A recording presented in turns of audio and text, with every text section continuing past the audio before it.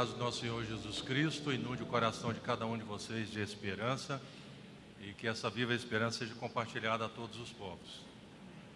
Antes de nós fazermos a reflexão e a meditação dessa noite, eu só gostaria de, nesse momento, de fazer dar uma breve informação para os irmãos, porque muitas pessoas têm nos procurado e, diante da situação crítica que tem acontecido no Oriente Médio, com muitos refugiados, o que a PMT tem feito diante de uma situação como essa? Então, quero aproveitar essa oportunidade e informar que a PMT, atualmente, nós estamos ajudando os refugiados de guerra da Síria dentro do Líbano, os refugiados de guerra da Síria dentro do Iraque e os desalojados da Síria que estão dentro da Síria, porque enquanto eles estão no mesmo país, são chamados desalojados. Então, nós temos hoje atuado já há 2 anos e o nosso foco específico tem sido focado para os irmãos da Igreja Presbiteriana da Síria. Atualmente, a PMT ela está atuando em 40 países. Nós estamos aí indo já para a casa de 183 missionários, com mais de 112 candidatos. Uma das coisas que eu tenho dito é que em todo o registro do movimento missionário da Igreja Presbiteriana do Brasil, não há um dado estatístico do avanço da obra missionária transcultural. Então, é uma forma de compartilhar com os irmãos. Aqueles irmãos que estão inclusos no mundo digital poderá nos seguir através das redes sociais. E agora, aqueles irmãos também que levam seus smartphones para todos os lugares, se você trabalha com a plataforma do Android, é só procurar um aplicativo de graça chamado APMT, e os irmãos que estão usando a plataforma do iOS, que é da Apple, também é só bater o APMT, e assim você poderá acompanhar o trabalho missionário. E para os irmãos que estão fora desse mundo digital, é só nos dar o seu endereço, estaremos mandando informativos de tempos em tempos, de forma convencional, para que você possa acompanhar um pouco do trabalho missionário da nossa igreja. Eu gostaria de convidar os irmãos a abrir a palavra de Deus, Epístola de Paulo aos Romanos, capítulo 10. Epístola de Paulo aos Romanos, capítulo 10. Nós vamos ler do versículo de número 1 até o versículo de número 15. Eu vou estar lendo os versos ímpares e os irmãos lerão os versos pares. Eu gostaria de convidá-los a se colocarem em pé.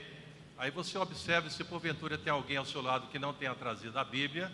Compartilhe e mantenha a Bíblia aberta até o final. Epístola de Paulo aos Romanos, capítulo 10, versículo 1 a 15, leitura responsiva. Irmãos, a boa vontade do meu coração e a minha súplica a Deus, a favor deles para que sejam salvos.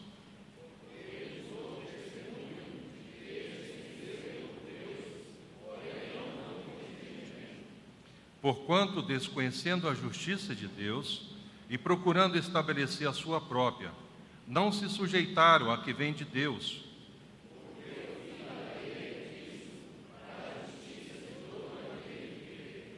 Ora, Moisés escreveu que um homem que praticar a justiça decorrente da lei, viverá por ela.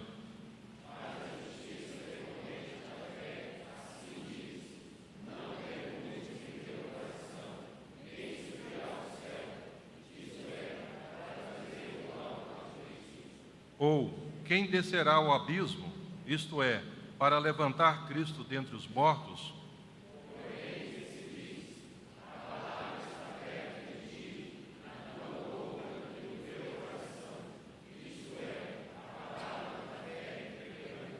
Se com tua boca confessares Jesus como Senhor, e em teu coração creres que Deus ressuscitou dentre os mortos, serás salvo.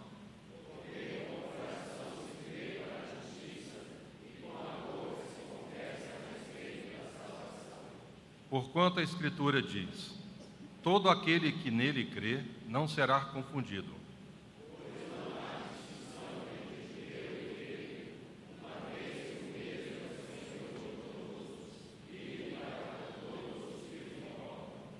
Porque todo aquele que invocar o nome do Senhor será salvo.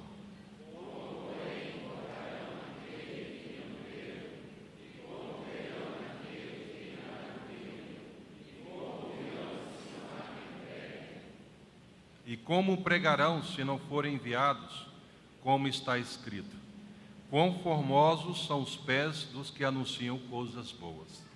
Pai, nós temos adorado ao Senhor através dos cânticos, nós temos adorado ao Senhor através das orações, e agora queremos adorar ao Senhor através do conhecimento da Tua Palavra. Abra a nossa mente, abre o nosso coração para entender a vontade do Senhor para a vida de cada um de nós. Pedimos, ó Deus, que desse momento em diante não haja nenhuma conversação, nenhuma movimentação desnecessária, porque queremos mais uma vez ouvir o Senhor falar. Queremos, ó Deus, entender os desafios e aquilo que o Senhor está fazendo no Brasil e ao redor do mundo. Como também queremos ser motivados, encorajados e desafiados por Tua Palavra a fazer aquilo que o Senhor requer de nós. Portanto, ó Deus, renove as nossas forças, renove a nossa mente, para que possamos estar atentos ao Senhor nessa noite. Em nome de Jesus, amém. Os irmãos podem se assentar.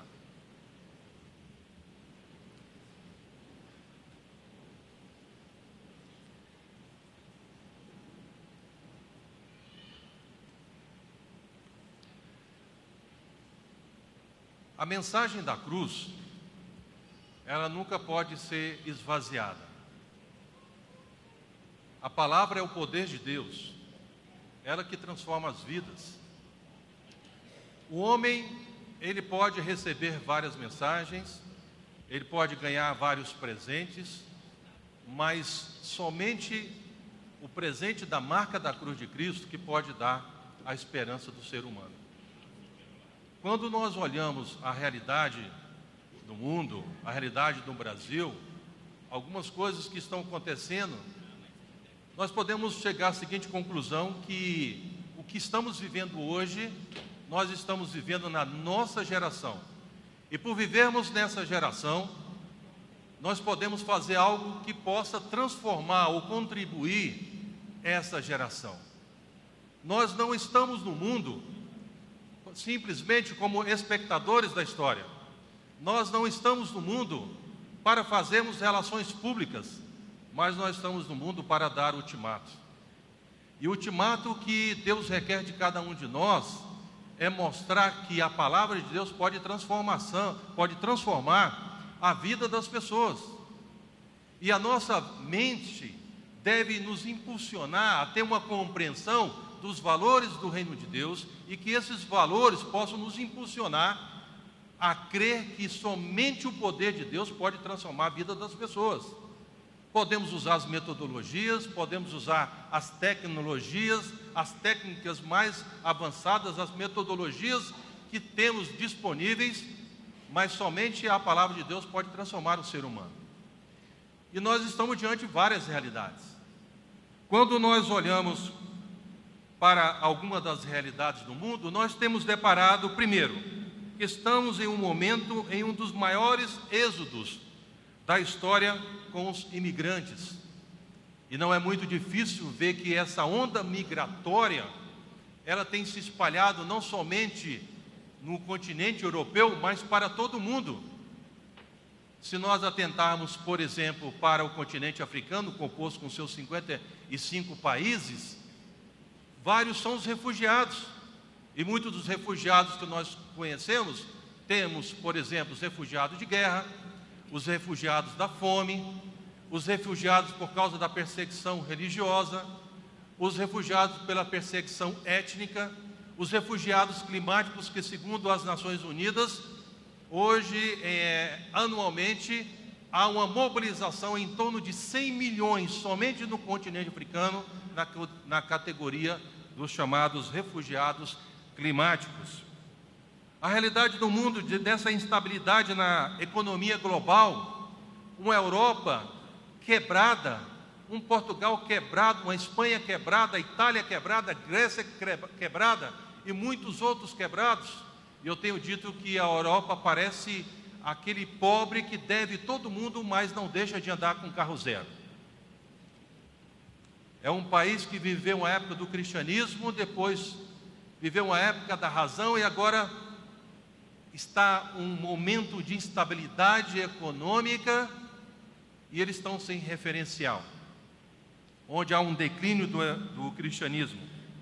Nós estamos vivendo numa realidade do crescimento do islamismo em todo o mundo, introduzindo a sua forma e seu costume de ser, e não vamos crer que eles não estão à nossa porta, eles estão aqui. Nós estamos vivendo uma realidade de guerras, de calamidades, de catástrofes, onde nós não estamos alheios. Não é muito difícil a gente parar e pensar algumas catástrofes que aconteceram no Brasil, como também ao redor do mundo. A realidade da perseguição religiosa, onde cristãos estão sendo crucificados vivos, onde está havendo decapitações, fuzilamentos, trabalhos forçados, como por exemplo na Coreia do Norte. E há pouco tempo um pastor, por deixar uma Bíblia em um hotel, ele foi pego, está preso, condenado a mais de 30 anos de trabalho forçado. Algumas realidades no Brasil, estamos vivendo uma época de delinquência institucionalizada, uma época de instabilidade na economia que tem afetado inúmeras pessoas pelo país, onde há perda de empregos, famílias desamparadas, e muitos de nós achamos que as articulações políticas, a mudança de governo, o estabelecimento de um novo sistema de governo vai mudar a nossa situação do país. Eu não creio, irmãos. Nós estamos num país corrompido, a natureza humana é para todos, é um país onde as pessoas têm pecado e têm distanciado de Deus, e somente a transformação através da palavra de Deus que pode mudar uma sociedade, como aconteceu na Ilha Esfinge. No momento da iminência de uma guerra civil, o país estava em colapso, o presidente do país não sabia como administrar essa iminência de uma guerra civil, e me preocupa essa instabilidade que o Brasil está vivendo, essa polarização que estamos presenciando, pode desembocar em uma bandeira de grandes conflitos, e não podemos deixar de pensar que talvez possa desembocar em conflitos armados. Então, no momento de conflito na Ilha Esfinge, o presidente do país, ele procura os cristãos, os líderes cristãos, e pede a eles para se unirem, como deveria ser um pressuposto básico de todo o cristão, a unidade do corpo de Cristo. E esses cristãos se unem, oram, e Deus manifesta o poder na Ilha Esfinge, trazendo quietude ao país, e Deus transformando a vida do presidente. E no momento que ele estava falando em cadeia nacional, ali ele se derrama em lágrimas, falando que Deus, maior do que trazer a paz ao país, trouxe a paz ao seu coração, e hoje pode compreender que Deus existe. Então, nós vemos também no Brasil, diante dessa instabilidade, mas também diante do crescimento islâmico.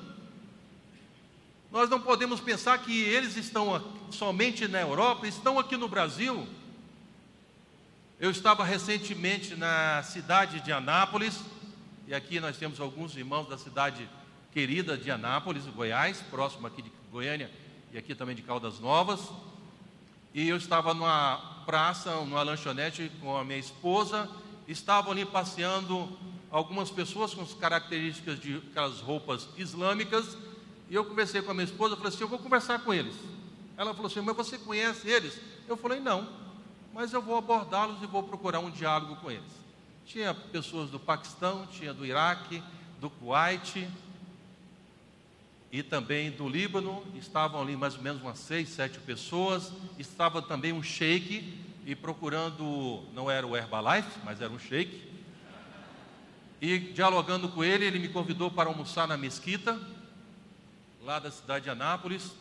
Irmãos, uma das estratégias que hoje o islamismo está apontando para o Brasil é pegar os desigrejados.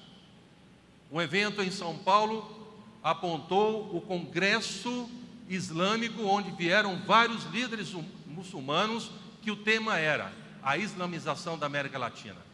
Na Turquia, um segundo congresso, o tema a islamização da América Latina.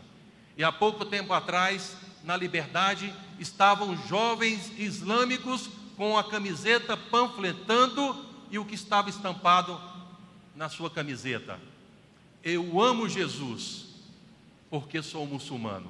E atrás, conheça o Islã. Eles estão aí.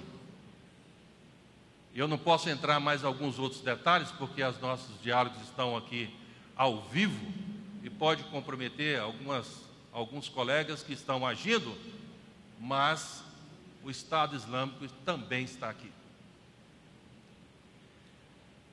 Algumas realidades da igreja evangélica, o relativismo da palavra de Deus, a Bíblia já não é mais a palavra de Deus. Nós adaptamos as nossas crenças e as nossas realidades. A compra da bênção de Deus em troca de pagamento em dinheiro por essa bênção, como há um tempo recente, em uma igreja evangélica que estava aproximadamente quase uma centena de vassouras no púlpito ali, próximo a vários pastores que estavam sentados, e ali era para você adquirir uma vassoura com um custo de R$1.000 para fazer uma varredura espiritual na sua casa. Além da água ungida do Mar Morto, do óleo santo das oliveiras de Israel, a ênfase no milagre e não na mensagem da confissão de pecados e de arrependimento.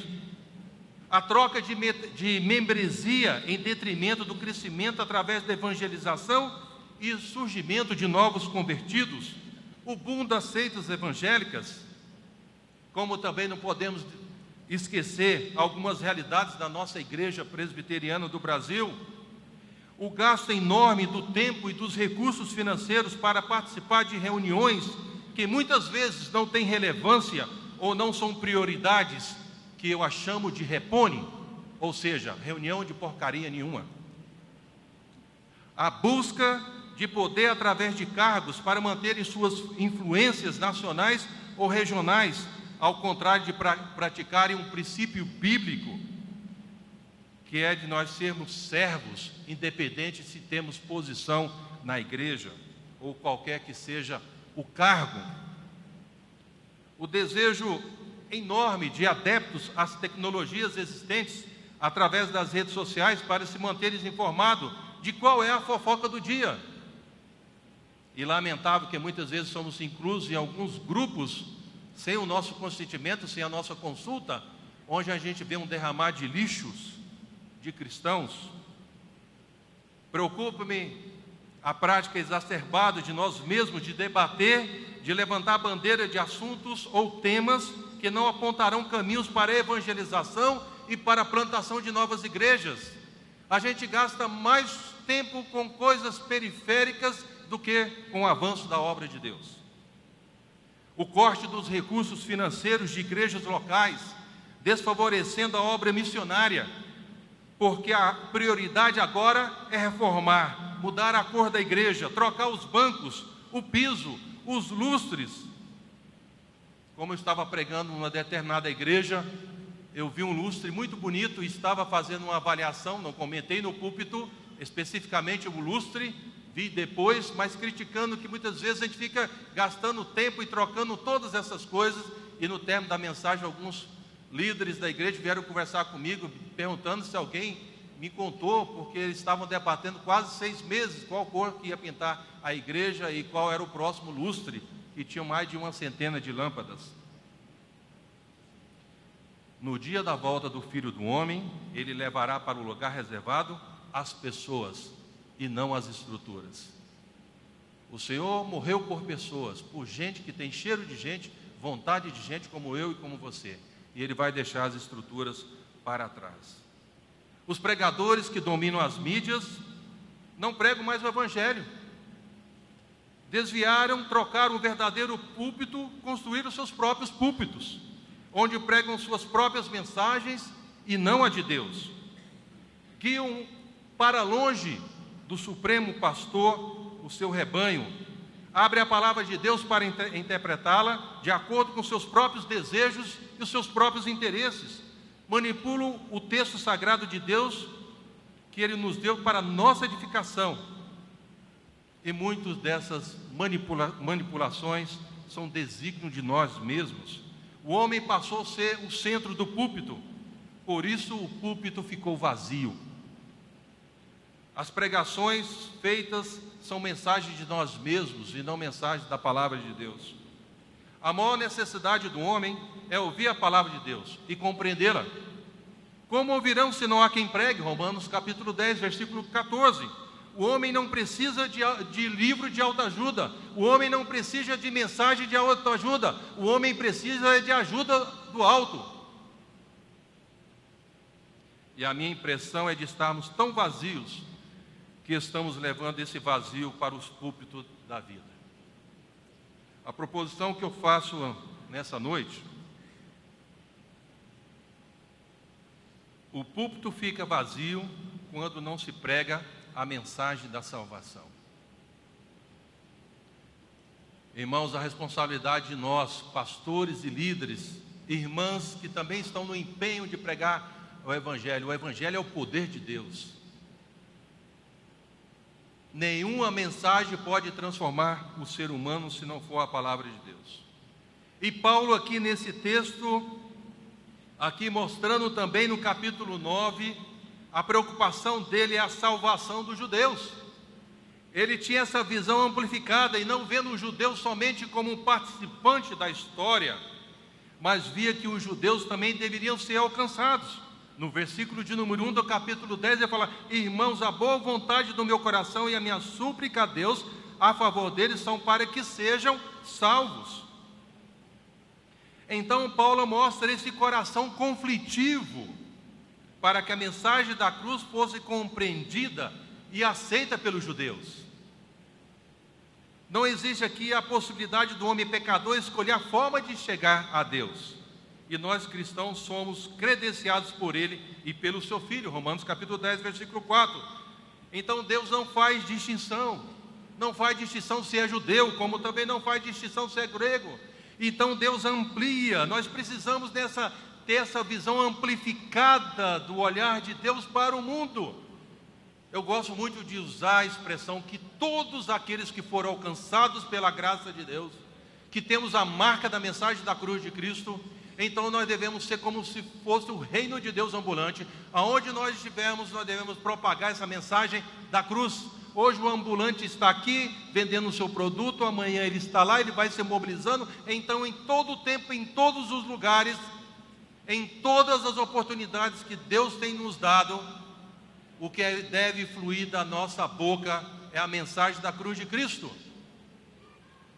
E nós vimos então, diante desse quadro, o que Paulo exorta aqui, qual a reflexão que ele traz para nós nessa noite, diante desse quadro.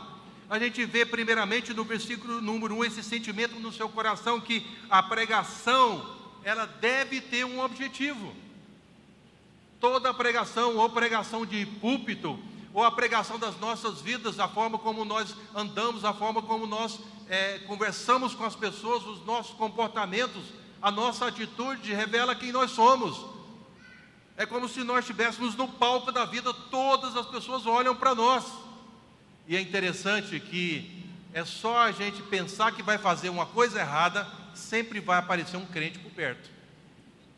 Como citado aqui pelo reverendo Valdeci, falando em referência ao Dr. Ched. Então, irmãos, a gente vê no versículo número 1 o sentimento do coração, é a paixão, é a súplica a Deus, e a súplica a Deus, o sentimento do coração de Paulo, o desejo, o anseio do seu coração. É interessante nós olharmos Paulo, que eu poderia dizer que é o campeão das grandes doutrinas. Como não depende do homem correr atrás, mas sim Deus de usar misericórdia, e na tentativa de expressar essa profundidade que Deus de repente resolveu amar a uns e não outros. Ele fala que Deus é tão profundo, Romanos 11, que o que deve gestar no nosso coração é louvor e gratidão. Nós não podemos aconselhar a Deus que nós somos justificados, então nós podemos desfrutar a paz, não há mais hostilidade de Deus. O Deus irado, a ira de Deus não manifestará sobre nós, mas aqueles que estão desprovidos da marca da cruz de Cristo, e por sermos marcados por ela, nós podemos desfrutar a paz.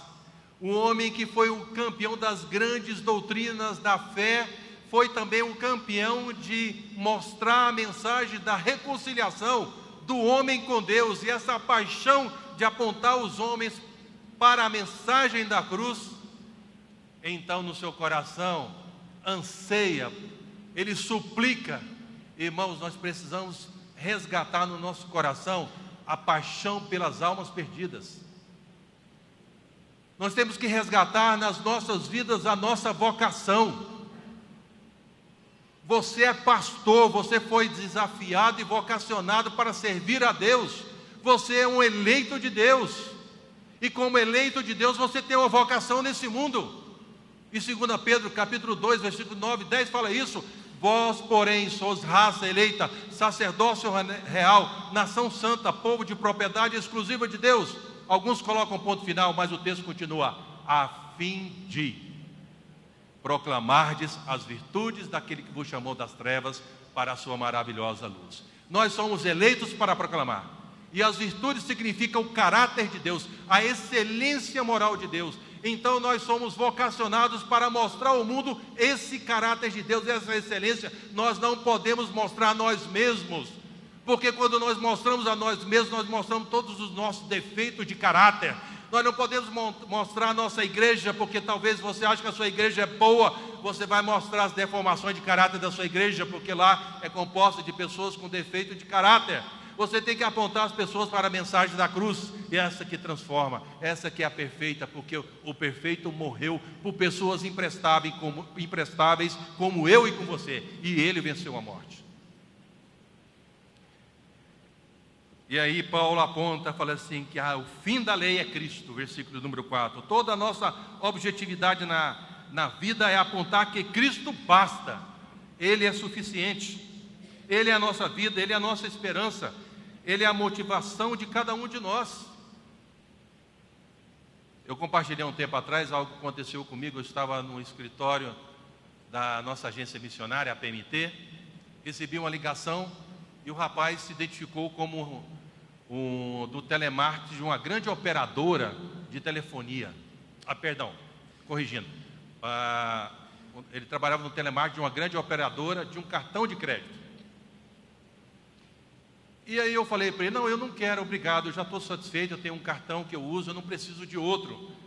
Ele falou: não, mas eu não estou querendo vender um produto para o senhor, não estou querendo oferecer um cartão de crédito, eu estou vendo aqui no terminal aqui do meu computador que o senhor é pastor. O senhor é pastor? Eu falei: sou.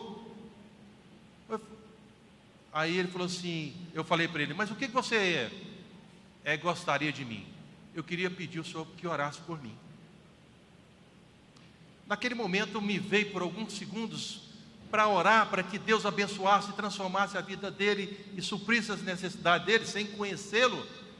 Mas por um momento mudou o pensamento, mudou o sentimento do meu coração, e eu fiz uma oração apontando ele para a mensagem da cruz de Cristo. Uma evangelização através da oração. A maior bênção que nós podemos dar para uma pessoa é apontá-lo para a mensagem da cruz de Cristo, porque muitas vezes a gente fica pedindo bênção para pessoas que não querem seguir a Cristo, pessoas que não querem conhecer a Deus, só querem a bênção momentânea. Então, se você quer dar algo precioso, dá a mensagem da cruz de Cristo. Então aqui a gente vê que Paulo aponta que Cristo é o suficiente, e nós temos que crer nisso, irmãos, que a mensagem da cruz, ela é suficiente. Parece óbvio falar isso para pastor, mas muitas vezes as nossas pregações não são convencidas de que de fato Cristo é suficiente, achando que a nossa erudição, o nosso conhecimento da Escritura pode fazer a mudança do ser humano.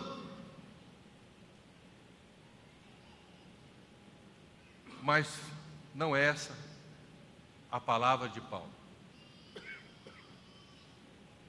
Ele ansiava, como também ele apontava, ele ansiava porque ele queria que esse povo que tinha conhecimento que eram zelosos, mas não tinham zelo e não tinham compreensão, não tinham um entendimento claro da pessoa de Jesus, porque o fim da lei é Cristo, como relata a palavra de Deus. Mas mesmo diante dessa incompreensão, ele não largava o desejo de alcançá-los. Isso nos leva ao pensamento de que a nossa visão deve ser muito maior do que nós conseguimos enxergar. Nós temos que ampliar a nossa visão de alcançar todos. Nós vemos também que Paulo fala que a pregação objetiva a transmitir aquilo de que nós estamos cheios. Veja o versículo número 8: a palavra está perto de ti, na tua boca e no teu coração. Irmão, se nós estamos cheios do Evangelho, não é um conhecimento intelectualizado da Escritura, porque você pode conhecer a Bíblia de capa a capa, você pode ser um erudito na exposição bíblica, fazer toda a estrutura homilética, fazer uma boa exegese, fazer uma exposição, mas você pode construir uma mansão sem janela, onde não há luz. Então, onde não há luz, não entra luz, e onde não entra luz, não há vida. Então a sua mensagem pode ser mensagem sem vida. O que você vai transmitir é somente o vazio que está dentro de uma casa que não tem janela, que não tem móveis. Então me preocupa quando nós gastamos muito tempo nas redes sociais e pouco tempo com Deus. É impressionante, irmãos. Eu não sou contra as redes sociais. A nossa agência está conectada em todas as redes sociais, o Facebook, o Twitter, o Google+, o Instagram, então estamos no site, o Google+, e muitos outros. E quem me conhece de perto sabe que eu sou um amante da tecnologia.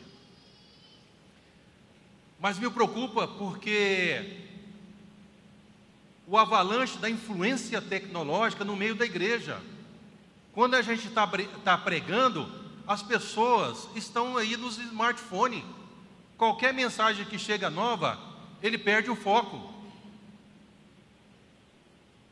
Se a pessoa sai da sua casa, vai para a igreja, na metade do caminho, esquece o seu smartphone, ele começa a dar tremedeira, volta para casa e pega o smartphone e vai para a igreja. Se ele sai da sua casa, na metade do caminho, esqueceu a Bíblia, ele vai para a igreja sem a Bíblia. Como nós falamos que amamos a Deus?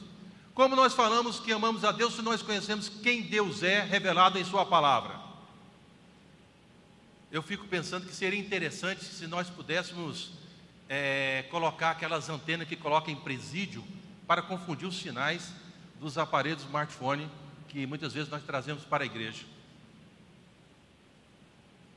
Segundo uma pesquisa norte-americana, gasta-se em torno de 6 horas por dia nas redes sociais. Quantos de nós gasta 6 horas por dia lendo a Bíblia e orando? Não é muito diferente aqui. Esse tempo atrás estavam 2 jovens hospedadas na minha casa e eu passei na porta e eu falei: tudo bem com vocês? Ela falou: não, estamos bem, nós estamos só conversando. Aí eu falei: mas vocês não ouvi vocês falarem nada? Não, nós estamos conversando aqui através do smartphone. Elas estavam a uma distância de 1,5 m no máximo. Hoje já não se pede mais. Hoje pede qual que é o seu telefone para colocar no WhatsApp. Irmão, nós temos que tomar muito cuidado. Eu não estou falando que você vai jogar fora o seu smartphone, mas o smartphone tem muitas vezes distanciado as relações. O mundo hoje está em volta disso. Você vai nos aeroportos, cada um está no seu mundo, no seu universo. Você vai na rodoviária, cada um está no seu universo. Você vai na igreja, cada um está no seu universo. Você vai no restaurante para convidar, vai se relacionar com pessoas, cada um está no seu smartphone. Aquele silêncio tenebroso na mesa.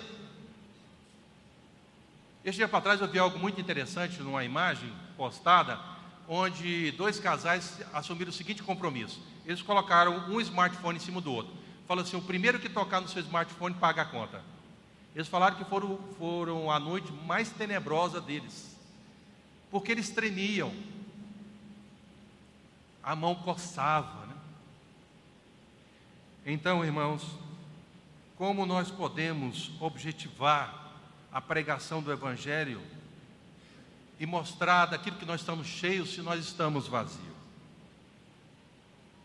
Como a água é necessária para satisfazer a necessidade do homem físico, assim a comunhão com Deus é essencial para o sustento da vida espiritual. E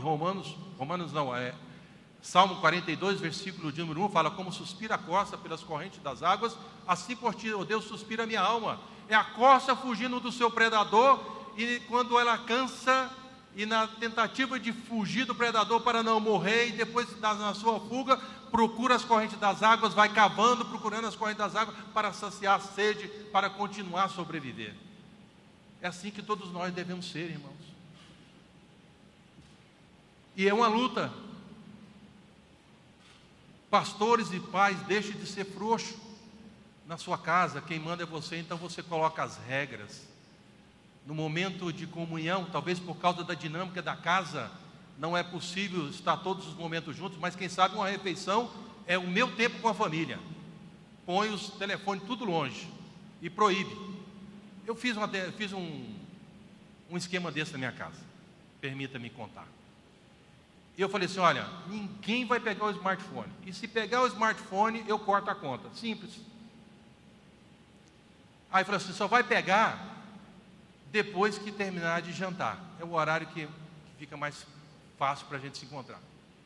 E foi interessante que os filhos sempre acham que são mais espertos que os pais. Aí começaram a comer mais rápido. Aí eu pensei, mudar a regra. A partir de agora, o primeiro que acabar vai esperar até o último acabar. Pronto, resolvido o problema. Então não adianta correr ou andar devagar. E quem era normalmente quem terminava por último? É o tempo, irmãos. Então, se nós queremos que, como a pregação objetiva, apontar a aliança de Deus com o homem, que Paulo apresenta aqui, como também a pregação objetiva transmitir aquilo que nós estamos cheios, nós devemos voltar para o Senhor. A pregação da palavra, e nós que somos pastores, e vocês que são pastores, muitos de vocês, não fiquem lendo a Bíblia somente para procurar a mensagem do domingo, só olhando ela na perspectiva técnica, mas olhando a Bíblia como palavra de Deus, o que ela pode falar com você, e assim você transmitir para aqueles que ouvirão na sua igreja, ou aqueles que você terá uma oportunidade para compartilhar na sua caminhada da sua vida.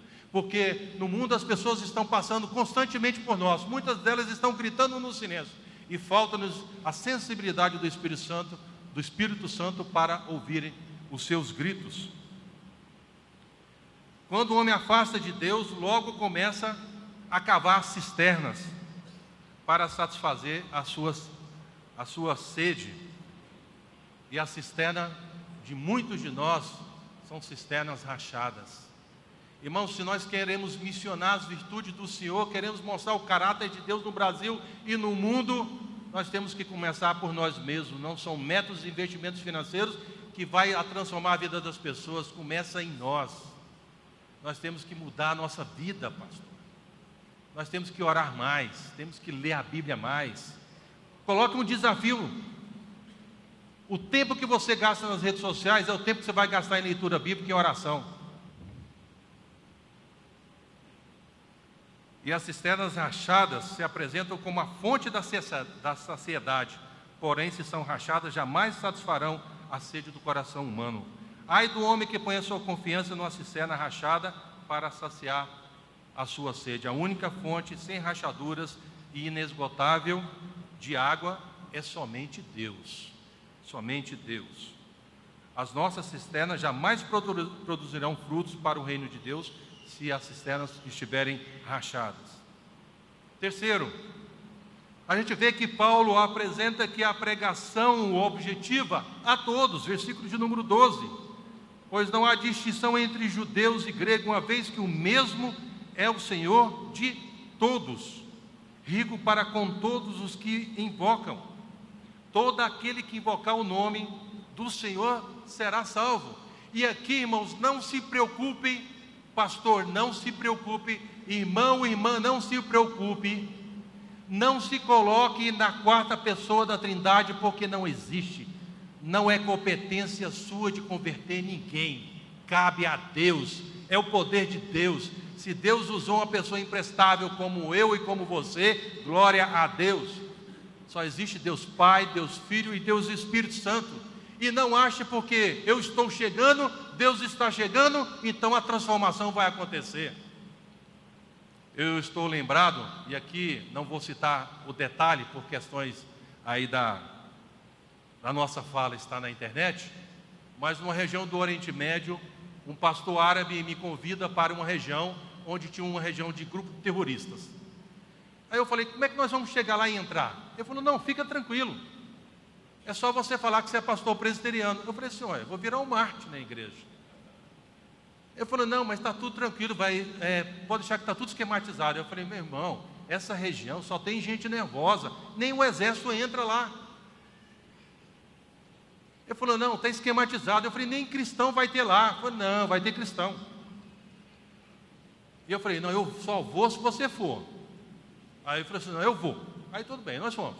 Aí chegou lá, entreguei meu passaporte na barreira de uma milícia. E aí ele pegou meu passaporte, conversou em árabe de rádio com outra pessoa, que eu não sei quem que é. E aí nos deixou entrar. Eu fiquei encucado com aquilo, mas fui. Aí passando um pouquinho, tinha um outdoor, e tinha umas fotografias, estava escrito em árabe, e eu perguntei, o que está escrito aí? Ele falou, não, aqui foram alguns homens bombas, algumas pessoas que morreram, embaixo aqui está desafiando outras pessoas a se tornarem bombas, mas tranquilo. Normal, lá no Brasil deve ter um monte, né? Fomos. Passamos outra barreira, e ali pergunta, aí falamos que é pastor presbiteriano. Eu falei, olha, não fala, não engana, não mente, não, fala a verdade, porque ele já sabe quem você é. Aí tudo bem, falei, e fiquei encucado. Falei, agora nós vamos num lugar onde tem um grupo de cristãos. Falei, não vai ter cristão aqui, vai ser só nós. Chega lá, tinha alguns irmãos, nós tivemos lá um momento de culto, de adoração, e fiquei na mente, gente, eu pensava que nós estávamos chegando aqui, Deus chegando junto com a gente, e Deus já estava lá. Deus está lá, está primeiro do que você, irmãos. E ali, depois que termina a pregação, a irmã fala assim, olha, vocês são a bênção de Deus para a nossa vida, porque quando vocês trazem a palavra de Deus, vocês iluminam o nosso caminho. Não deixe de trazer a palavra de Deus. E nós sabíamos que nós estávamos indo para um outro país da região e não ia ter ninguém. Por isso que eu estava falando hoje para um pastor no almoço, dizendo para ele que hoje na PMT nós não temos problema de campo missionário. Nós temos problema de quem quer servir a Deus. De campo missionário não tem não.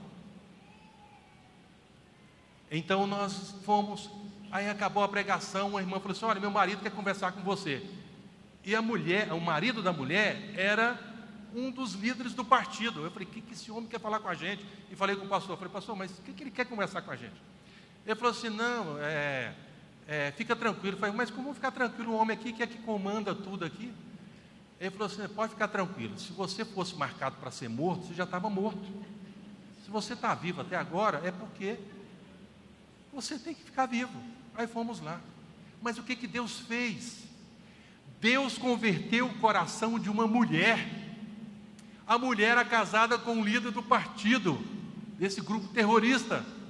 E ela intercede perante o marido dela para que nós pudéssemos entrar. Quem que a gente lembra na Bíblia? A mulher intercedendo perante o rei? Esther. Lá Deus converteu o coração de uma mulher dentro de uma região controlada por um grupo terrorista, a mulher casada com o líder do partido, e Deus colocou a Esther lá, ela intercedeu perante o marido dela, e aí nós fomos permitidos, porque ele deixou. E ali nós estávamos tomando um chá com ele, pergunta sobre o Brasil, faz um barulho enorme, um estrondo enorme, e eu fiquei, que barulho é esse? Aí ele foi na porta, voltou, conversou em árabe com outro pastor que estava do meu lado, e eu perguntei o que aconteceu. Ele falou, não, você pode ficar tranquilo, foi só um míssil lançado contra Israel. O problema não é um para lá, é 300 que vem de lá para cá. Então, irmãos, mas Deus, Ele tem uma visão ampla, e nós temos que ter uma visão ampla. A obra de Deus, a obra missionária tem que ter uma visão ampla, é a todos os povos. Em Angola, os povos não alcançados numa montanha, um grupo que não conhecia o Evangelho, 2 jovens vão lá e apresentam a palavra de Deus.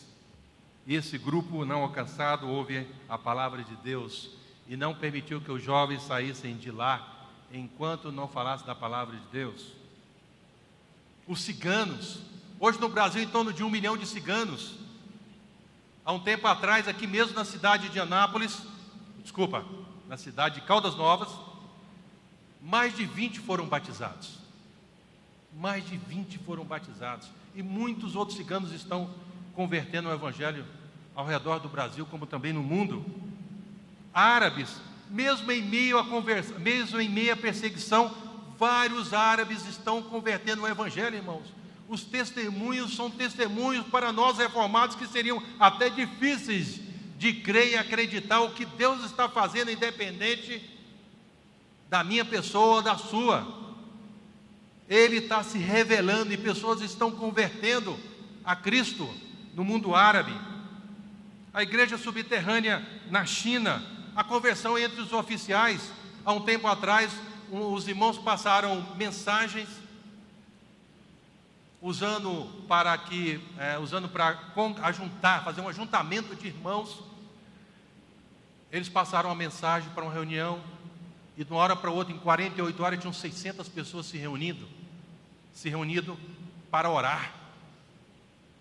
Muitas delas receberam a Bíblia pela primeira vez, quando abriram a mala com a Bíblia, abraçaram a Bíblia, beijaram a Bíblia, e você viu os irmãos derramarem lágrimas. E eu fico pensando que muitas vezes nós fazemos coleção de Bíblias em casa.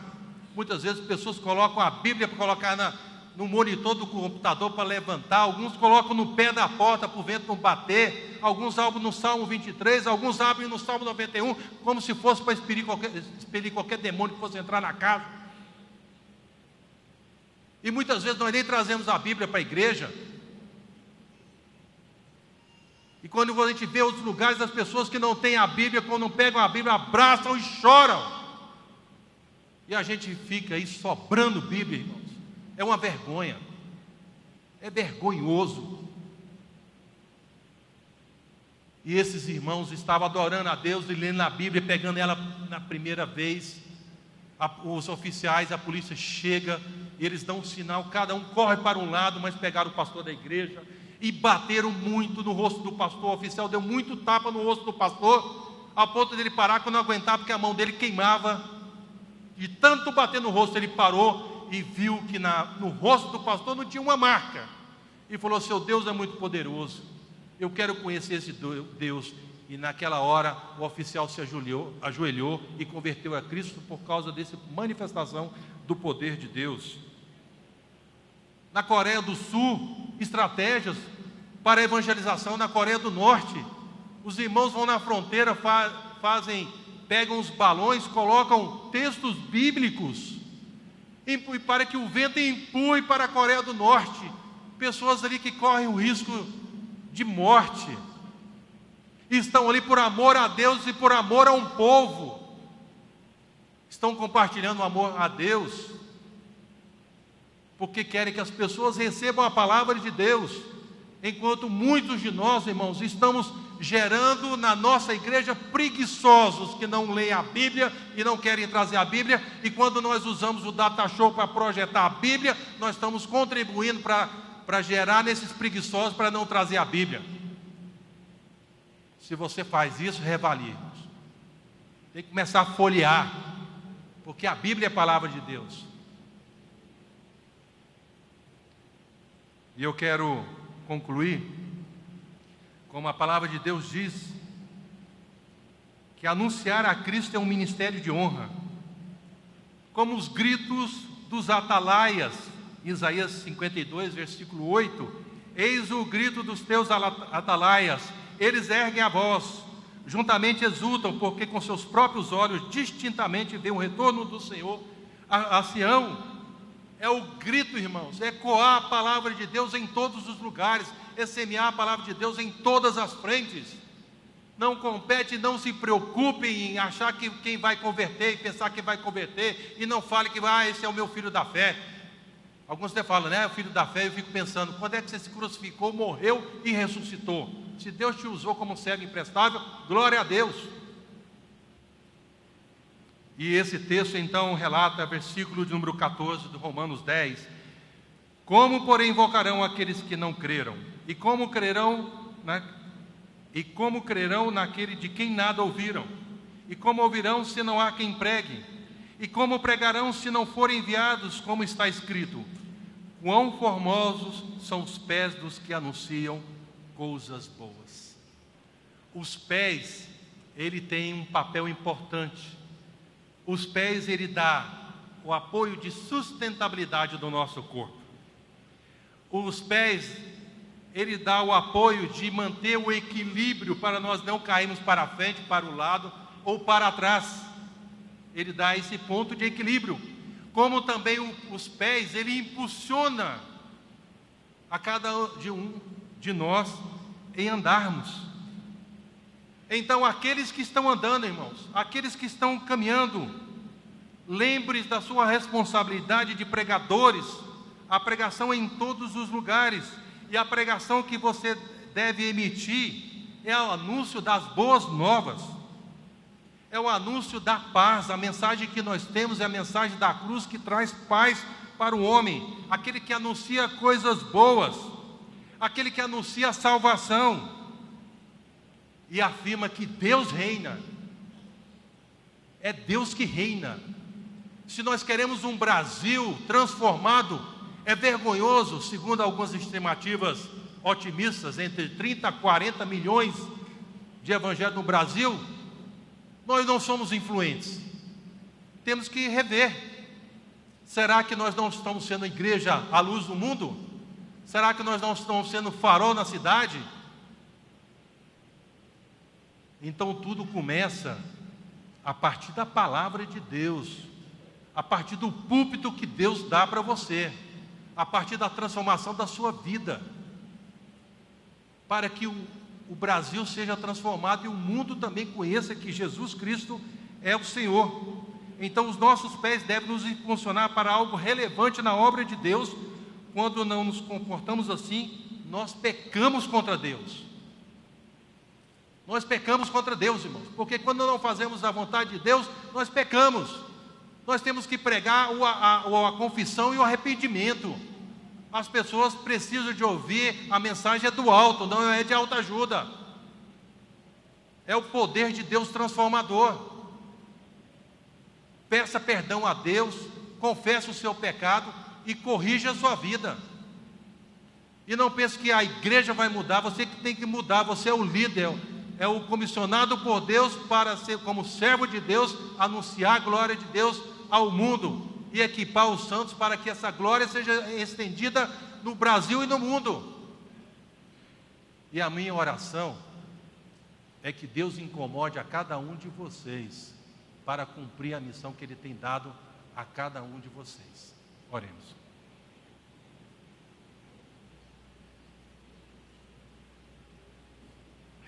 Pai, encrave a Tua palavra no nosso coração, encrave a Tua palavra na nossa mente, para nós não pecarmos contra Ti. Perdoa-nos, ó Deus, nós somos pecadores, nós somos falhos. Perdoa porque nós somos chamados para servir ao Senhor e muitas vezes erramos e pecamos porque não cumprimos a missão que o Senhor tem dado a nós. Nos dê uma visão, ó Deus, amplificada da obra do Senhor.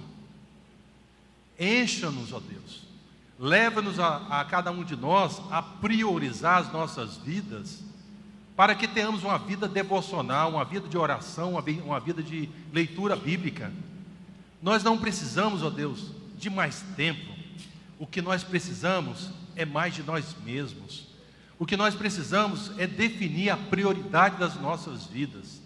Porque quando nós temos intimidade contínua, quando nós temos oração fervorosa diante do Senhor e leitura da Tua palavra, tudo vai fluir com naturalidade.